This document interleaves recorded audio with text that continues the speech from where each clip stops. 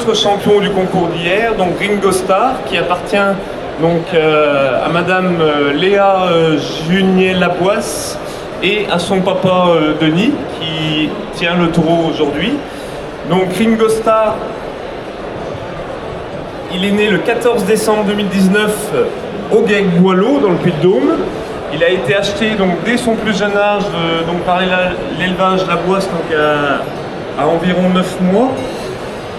Il a pour mère l'Extase, donc l'Extase qualifiée RJ, et pour père Mirador, donc Mirador, un taureau de l'élevage Cordebois dans le Cher, qualifié RVS. Donc Ringo Starr, donc sur 3 campagnes de saillie, donc aujourd'hui il a environ 75 veaux-nés donc dans l'élevage Laboisse. Et il est indexé à 102 en Icèvre. Donc Ringo Starr, c'est pas sa première sortie sur les concours. Donc il a déjà obtenu donc, un premier prix à Cournon en 2022 et également le prix de championnat junior. Il a également participé donc, au concours à Paris en obtenant également un premier prix en 2023. Voilà.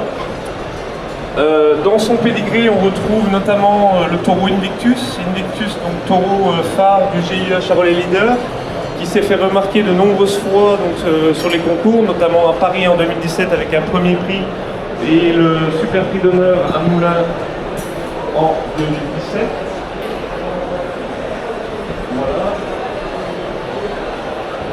Voilà. Merci Gaëtan pour cette présentation. Alors c'est vrai, quand on parle de ces animaux, aujourd'hui c'est des animaux pour lesquels on a le maximum de garanties au niveau de la certification des animaux.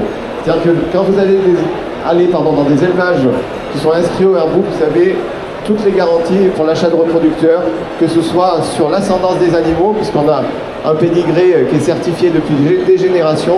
Derrière, vous avez en plus des performances sur l'animal qui se sont greffées. Et puis derrière, vous avez une conformité au standard qui est réalisée notamment par Gaëtan dans ces images-là, qui tournent sur la ligne, qui nous permettent aussi d'exclure de notre livre des animaux qui auraient non seulement des tares génétiques, mais aussi des animaux qui ne seraient pas conformes au standard. Donc Gaëtan, quelques mots, quand on travaille, ça consiste à certifier ces animaux et aussi à faire du pointage. Donc mes collègues et moi-même, donc nous sommes aujourd'hui 9 sur la France, donc on se partage la France en 9, chacun donc un secteur. Donc moi je travaille sur les départements de l'Allier et du Puy-de-Dôme principalement. Donc nous passons dans les élevages donc, adhérents donc, à notre association.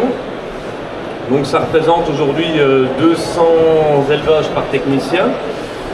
Donc notre travail, c'est bien d'évaluer les animaux en ferme, donc sur leur morphologie, avec un pointage qui est réalisé donc, à l'âge de 3 ans, donc, sur les femelles et sur les mâles.